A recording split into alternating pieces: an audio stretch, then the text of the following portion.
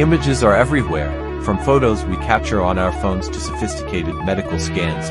Images are at the core of many modern technologies. But have you ever wondered how these images are stored and transmitted in digital form? Well, the answer lies in a fundamental process called quantization.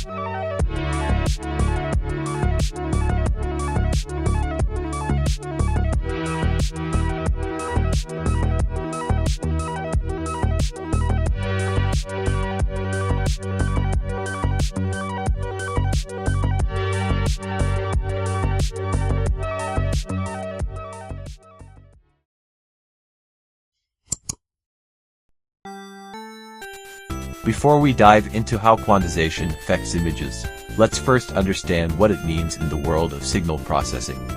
Quantization is the process of mapping a range of continuous values into a set of discrete levels. Think of it as rounding numbers. For example, if you take a continuous range of values between 0 and 10, quantization might map them to a smaller set of values, such as 0, 5, and 10. When a signal is quantized, the result is a simpler, stepped version of the original signal. In the digital world, this process is crucial due to how computers can only handle discrete values.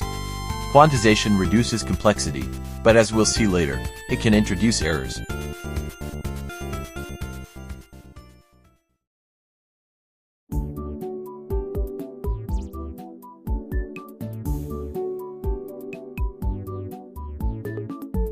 Now, let's talk about quantization in the context of images.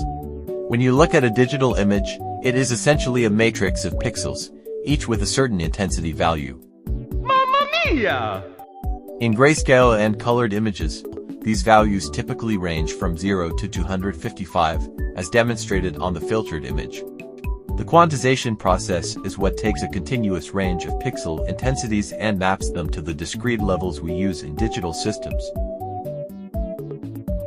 For a colored image, the main difference is that each pixel has 3 color components instead of 1, which are red, green, and blue. The intensity range for each component is still 0 to 255, and by combining different intensities of red, green, and blue, we can create millions of different colors. How amazing is that? Let's say we have a simple 2x2 image with pixel values like 0, 125, 250, and 255. When we apply quantization to these values, we round them to the nearest discrete level, say in a limited set of 8 levels. This is how we end up with a digital image representation. While the image still looks similar, the quantization process has reduced the precision of the pixel values.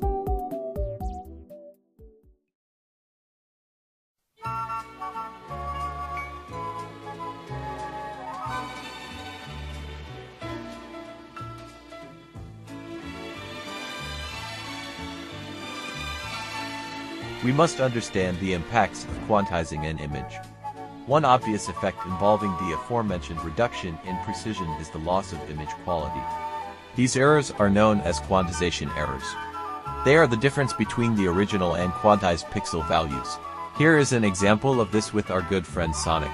Notice how in the quantized image, the edges and gradients are not as smooth compared to the original image. This is a result of the pixel values being rounded, causing distortion. You also may notice the image is quantized to 3 levels. This basically reduces the range of possible pixel intensity values in the image to just 3 distinct values for red, green, and blue.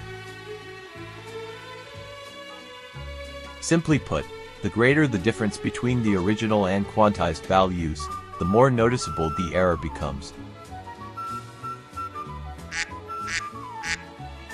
This is why quantization can introduce visual artifacts in images, especially when a low bit depth is used.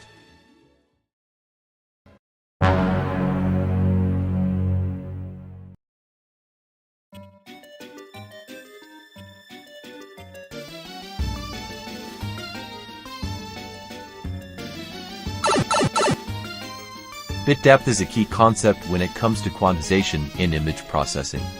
It determines the number of discrete levels used to represent each pixel.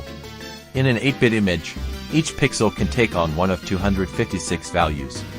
In contrast, A 16-bit image can have 65,536 different levels. Think of it this way. Imagine you're painting a picture, and each pixel in your image is a spot on the canvas where you can fill in a specific color. The bit depth determines how many different colors of paint you have available to fill in those spots, and you can mix these colors to make others. It should be noted that regular modern images often still use the 8-bit intensity range to maintain compatibility with the 8-bit color depth standard. Naturally, the higher the bit depth, the more precise the image representation, but it also increases the file size. On the other hand, lower bit depths result in smaller file sizes, which is a key advantage in applications where storage or bandwidth is a concern. However, there's always a trade-off between image quality and file size.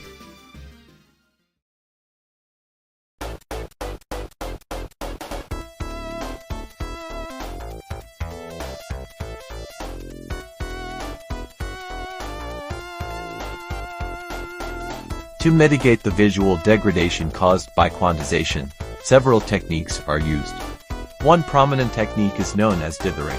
Dithering involves adding small amounts of noise to the image before quantization, thus making the quantization error less noticeable to the human eye. Going back to the painting analogy, think of dithering as adding a little bit of random paint splatter to the picture to help blend the colors together, making the transition smoother and less obvious. Another approach is adaptive quantization, where different regions of the image are quantized with varying levels of precision, especially in areas that are more important for image quality, such as the edges.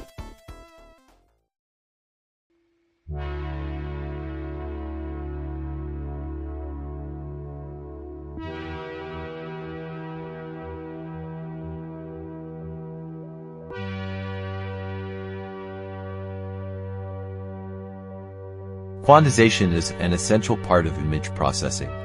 It allows us to convert continuous signals into discrete values that can be stored, transmitted, and processed by computers.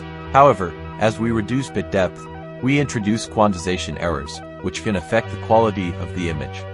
But, with techniques such as dithering and adaptive quantization, we can minimize these effects and achieve high-quality images, even with reduced file sizes.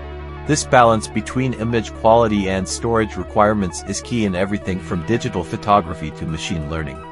Quantization is everywhere, and understanding it is crucial for anyone working with digital images. Thank you for watching, and I hope you enjoyed this video.